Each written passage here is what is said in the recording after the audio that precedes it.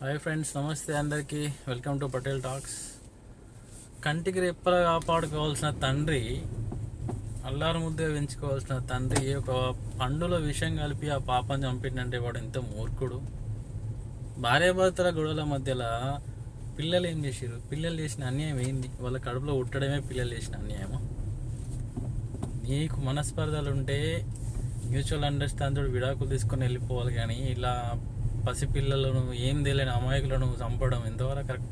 పిల్లలు లేకుండా వాళ్ళకి కొన్ని వందల మంది, కొన్ని వేల మంది దంపతులు పిల్లలు లేరని ఐవీఎఫ్ అని, ఫెర్టిలిటీ సెంటర్స్ అని, పిల్లల కోసం వాళ్ళు తిరుగుతున్న బాధలు ఒకసారి బయటకు వచ్చి చూడండి. అటువంటిది నీ బిడ్డను 9 నెలలు 9 మాసాలు మోసింది ఆ తల్లి. సరే, ఆమె తప్పు చేసిందా చేయలేదా, నువ్వు తప్పు చేసినావా చేయలేదా పక్కన పెట్టు. ఏం తెలియని అమాయకురాలు, మీరు చేసిన తప్పుకు ఏం తెలియని ఒక అమాయకురాలు ఎందుకు బలి కావాలి? అసలు ఆమె చేసిన అన్యాయం ఏంది?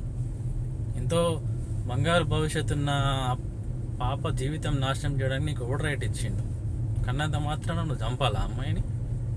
కొద్దినన్నా సిగ్గు అనిపించాలి వాడికి. అరే, మీరు చేసిన తప్పును, మీరు చేసిన గొడవల కారణాలకు ఏం తెలియని ఒక పిల్లలను వాళ్ళని ఎందుకు చంపుతారు? మీకు అంతగానం సాధనం శాత కాకపోతే ఎంతోమంది పిల్లలు లేని వాళ్ళు అనాథలను దత్త తీసుకుంటారు. అట్లాంటి వాళ్ళకు దత్త తీయండి, కనీసం అక్కడన్నా బతుకుతారేమో. మీరు చంపి వాళ్ళని లేని నరకాన్ని తీసుకొచ్చి ఏంది అసలు? మీ ఎటు పోతుంది సమాజం అనేది అర్థమవుతుంది ఎవరికి. పిల్లలు లేక కూడా ఏడిస్తే ఉన్న పిల్లల్ని చంపుకోవడానికి ఇంకోటి ఎడుతున్నట్టు. మీరు చేసిన తప్పుకు వాళ్ళు బలి. సిగ్గు చేయటది. పిల్లలు లేని వాళ్ళని ఒకసారి బయటకు చూడండి. పిల్లలు లేని వాళ్ళు ఎంతమంది ఉన్నారు ఏందని తెలుస్తుంది. మారరు. ఉద్దేనన్నా మారండి రా నాయన. మీరు వేసి మీకు శాత కాకపోతే పెళ్ళిళ్ళు వేసుకోకూరి, పిల్లల్ని కనకూరి. ఒకవేళ మీకు ఆ ఓపిక లేకపోతే ఎంతోమంది పిల్లలు లేరని పాపం బయట ఇవాళ వేల సంఖ్యలలో హాస్పిటల్లో తిరుగుతూ ఉంటారు.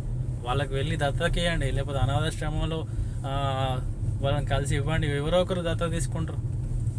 ఎందుకు ఇటువంటి బతుకు? మీరెందుకు రా? మీరు వేసిన అన్యాయానికి వాళ్ళు ఎందుకు కావాలి? మీరు చచ్చిపోవాలి ఫస్ట్. మీరు భూమికి బరువు. ఓకే ఫ్రెండ్స్, మళ్ళీ కలుద్దాం. బాయ్.